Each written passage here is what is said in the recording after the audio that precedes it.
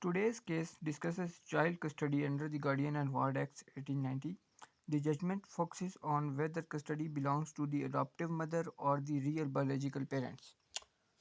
The central legal question was who is entitled to custody of the minor in terms of her welfare, the adoptive mother or the real parents.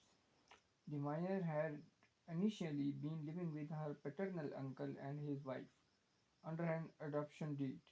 Later, the adoptive mother claimed custody after separation from the uncle. The court examined the long-standing principle that real parents generally have a stronger and natural right to custody compared to adoptive parents. For the welfare of the minor, the presumption under Islamic and statutory law favors natural parents as blood relations forms the foundation for the child's emotional, social and psychological development.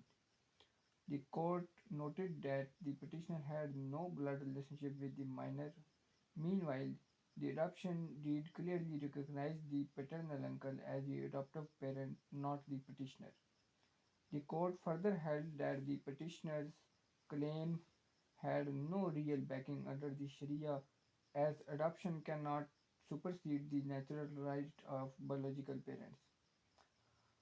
Based on the welfare principle, the court ruled that custody of the minor cannot be handed over to the petitioner because the child welfare lies with her real parents. The court concluded custody of the minor could not be handed over to the petitioner as the welfare of the minor lay with her real parents, and the citation in this regard is 2025 CLC page 1761 Lahore.